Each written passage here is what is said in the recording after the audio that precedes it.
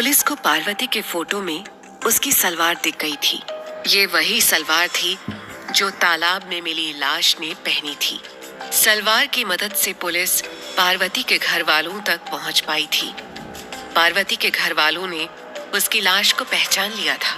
Police ने पार्वती के phone records निकाल लिए थे और उसमें उन्हें सिद्धलिंगप्पा का नाम मिला था। सिद्धलिंगप्पा पर पुलिस का शक जा चुका था और पुलिस ने उसे पूछताछ के लिए बुलाने का फैसला कर लिया था। लेकिन सिद्धलिंगप्पा इस बात से अनजान था कि पुलिस उसके पीछे पड़ चुकी थी।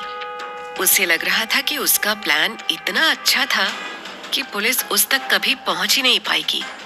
लेकिन उसके अच्छे दिन अब बहुत जल्दी खत्म होने वाले थे।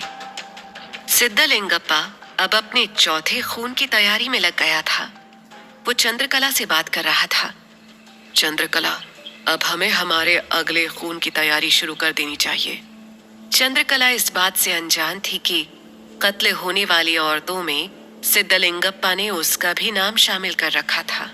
सिद्धलिंगप्पा चंद्रकला से बोला, इस बार हमें कोई नया तरीका इस्तेमाल करना चाहिए औरतों को अपने घर बुलाने का। चंद्रकला सोच में पड़ी हुई थी। उसे समझ नहीं आ रहा था कि नया तरीका क्या हो सकता था। जहां एक तरफ ये दोनों अपने अगले खून की प्लानिंग में लगे हुए थे, वहीं दूसरी तरफ पुलिस ने सिद्धलिंगप्पा के फोन की लोकेशन ट्रेस कर ली थी। सिद्धलिंगप्पा के दरवाजे पर दस्तक हुई। उसने जैसे ही दरवाजा खोला, सामने खड़ी पुलिस को देखकर वो हैरान रह गया।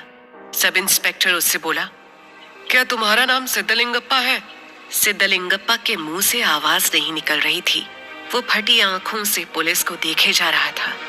उसके डर के कारण पुलिस को यकीन हो चला था कि उनका शक सही था। सब इंस्पेक्टर उससे बोला, हमारे साथ पुलिस स्टेशन चलिए। इस पर डरते हुए सिद्धलिंगप्पा ने पूछा, पर क्यों? सब इंस्पेक्टर उसे और डराते हुए बोला, सब तुझे यही बता दूंगा तो पुलिस स्टेशन जाकर क्या करेगा? चंद्रकला पीछे खौफ से खड़ी ये सब देख रही थी। सिद्धलिंगप्पा का पकड़ा जाना इस बात को दर्शाता था कि उसका भी पकड़ा जाना अब बहुत मुमकिन था। सब इंस्पेक्टर ने उसकी आंखों में भी वही डर देखा था जो सिद्धलिंगप्पा की आंखों में था। उनके साथ एक लेडी हवलदार भी थी। वो सब इंस्पेक्टर उस लेडी हवलदार से बोला, इस औरत को भी अपने साथ पुलिस स्टेशन ले चलो। चंद्रकला और सिद्धलिंगप्पा दोनों को पुलिस स्टेशन ले जाया गया। इंस्पेक्टर ने सिद्धलिंगप्पा को वही पार्वती का फोटो दिखाया और उससे पूछा, क्या तुम इस औरत को जानते हो? इंस्पेक्टर देख पा रहे थे सिद्धलिंगप्पा की आंखों में एक अजीब सा डर था। सिद्धलिंगप्पा उनसे बोला, नहीं, मैंने इस औरत को कभी नहीं देखा।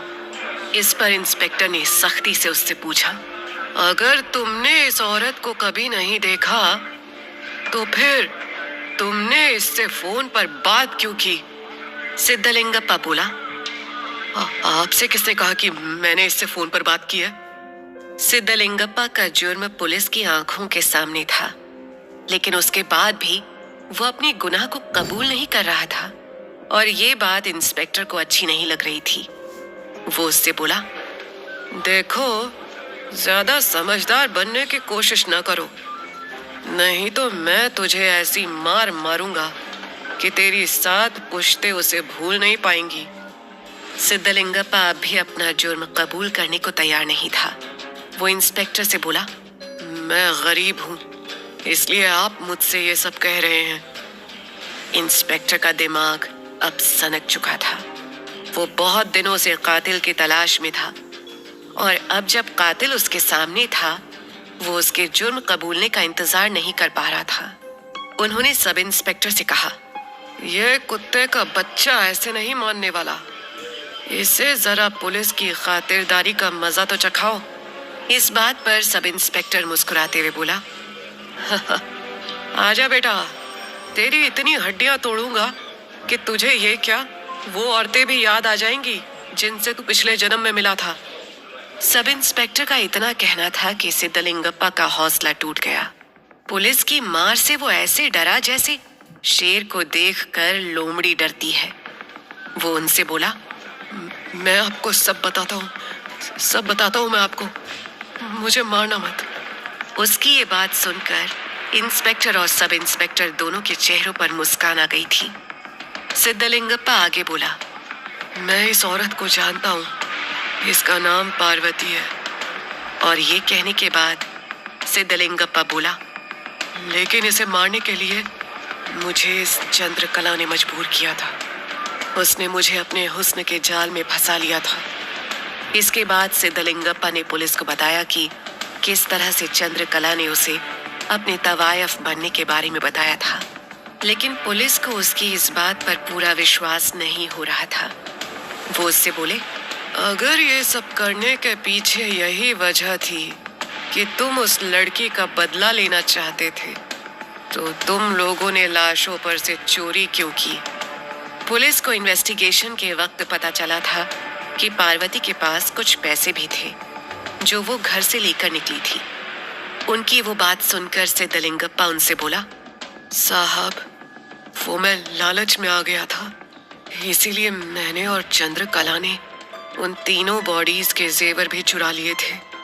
पुलिस अब तक 2 खून की तफ्तीश कर रही थी, लेकिन सिद्धलिंगप्पा के बयान से उन्हें तीसरे खून के बारे में भी पता चला था। साथ ही उन्हें पता चला कि सिद्धलिंगप्पा और भी खून करने की फिराक में था।